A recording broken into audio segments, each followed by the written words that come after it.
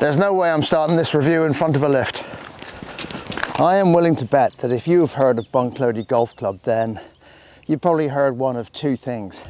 The first is the famous lift that takes you from the 17th green to the 18th tee. I don't know anywhere else in Ireland, certainly, that has that feature, and I've never heard of a lift on a golf course. The second thing is that the closing stretch is sensational. So really, as you come into the green on the 13th hole, from then on it just takes off in such a big way. You're in heavy woodland and you're heading down towards the side of the Slaney. So you get this massive thrill of the big trees, a river, real sense of peace and quiet. I mean, it really does finish in style. There is a third thing too, which is the greens. The greens are brilliant. I've been here quite a lot recently, and these greens are incredibly good. Never mind the quality of the surface, but also the slopes, because they tilt towards you a nice little bit, just enough, so it makes them welcoming. You've also got sort of a 2.5 pace wide fringe around them, which just gives them a little bit more size. The thing is, you will be fooled because the slopes they're actually considerably stronger than you might think.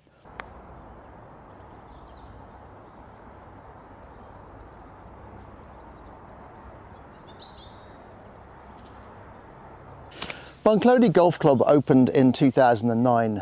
It was designed by Jeff Howes, who is best known for the heritage with Seve Ballesteros. He also did Goran Park and Farnham Estate, and then he worked on Mount Juliet and Photo Island, among others.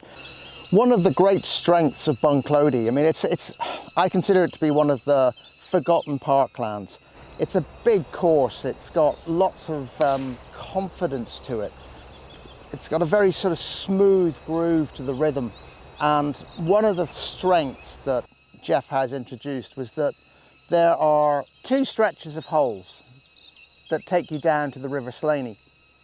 So the River Slaney is kind of the big dramatic moment, and you get it at the end of the first nine, you get it at the end of the second nine. And that's really clever. And part of that is, this is part of the old Halldare estate. So it's an old estate and you've got beautiful big trees everywhere. So that really works in the course's favour. You have this sort of big drama that comes at the end of each nine.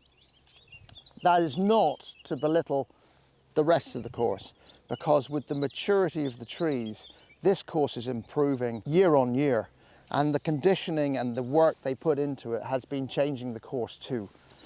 Yeah, look, enough chat. I'm going to head over to the first, and I will show you why this course receives the praise it so richly deserves.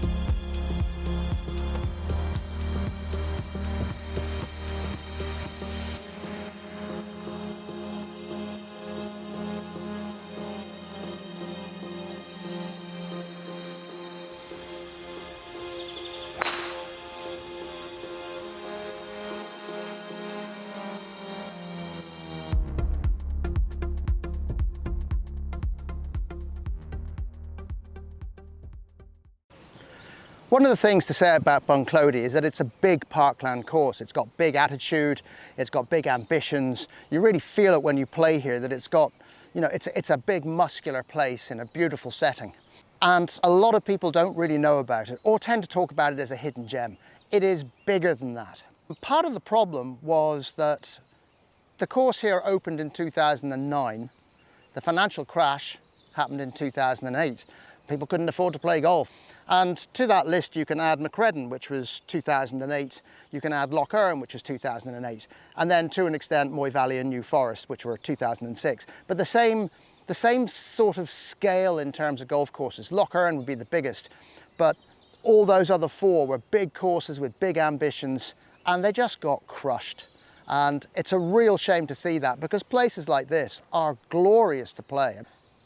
This place should be overrun with people, certainly with the green fee that they're asking. But I want to say this, because of that financial crash, this course is better off for it. And the reason for that is when it opened, the front nine, well, I don't want to say the front nine, it's holes basically 1 to 5, 10, 11, 12.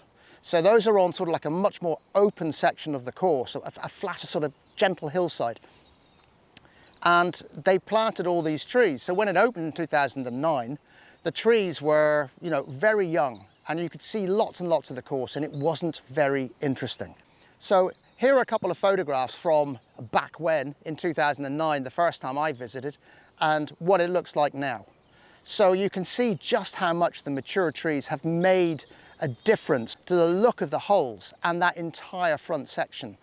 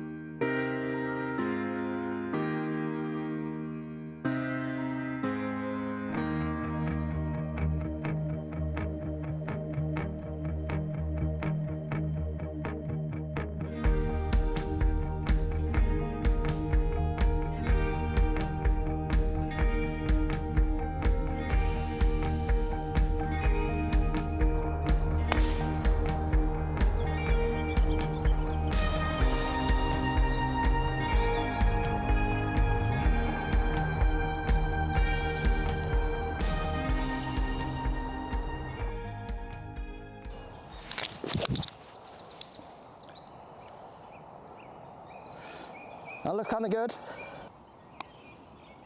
No, no, no, no.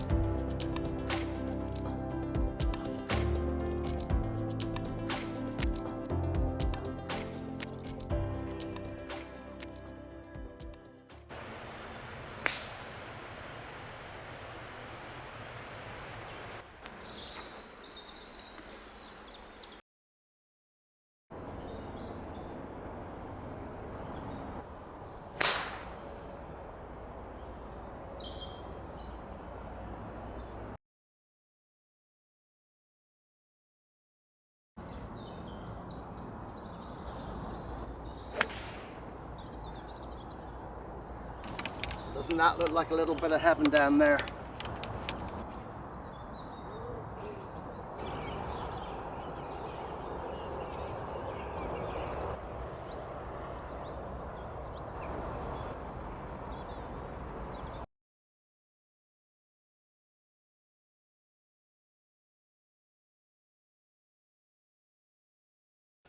There are 80 bunkers.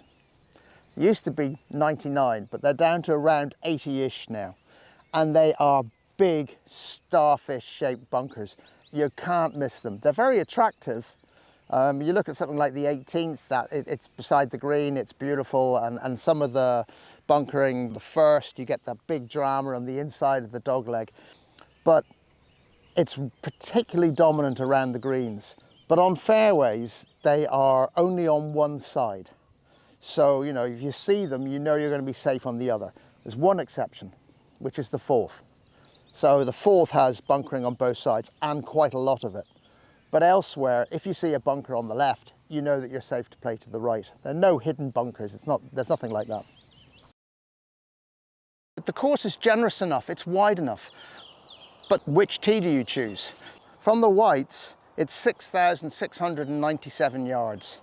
And of those, 4 holes are over 400. That's not massively difficult, but the thing is, the par 3s will make you blink.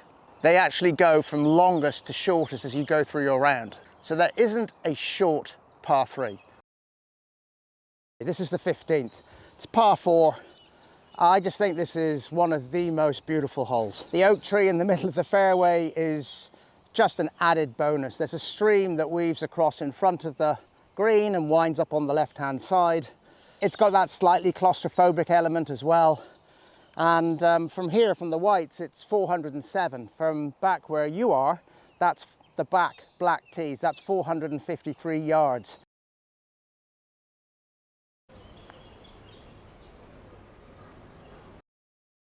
The 16th, which is just the par 4 down here, is actually index 1. It's a really challenging hole because you're right beside the Slaney for the entire length of it. The right-hand side, off the tee, you're being crammed by bunkers. But if you look at the tee box, look at the trees on the left-hand side. I mean, if you fade the ball to any shape or form, you are really looking at those trees and you're panicking. Imagine what it'd be like playing from the back tees. I mean, that's just crucifyingly difficult.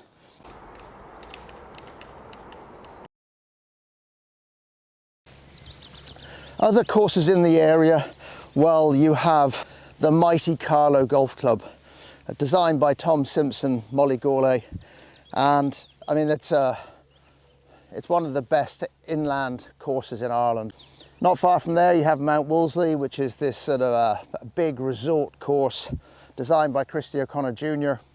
Elsewhere, well, I guess you've got Enniscorthy, which has a really friendly members club. It's actually a really sweet course. And then I guess you've got Arklow, Wooden Bridge, possibly Macredon, Brasala, Tulfaris. But the core of the area here is really Enniscorthy, Carlow and Mount Wolseley. The one thing this place has lacked is decent accommodation. So the golf course decided, well, why don't we build our own? Behind the third green down there, they've built a 30-room hotel. You have the added benefit that this course has got really good practice facilities. It's got a really good clubhouse too. So, I mean, good food, big bar, looks over the 18th green. That's me just about done. So, thank you for watching. If you've played here, please do leave a comment and let me know what you think of the course. I'm particularly interested about this one. I mean, obviously I've done other videos, but Bunclody for me has always been this kind of forgotten parkland, and it's so much better than that.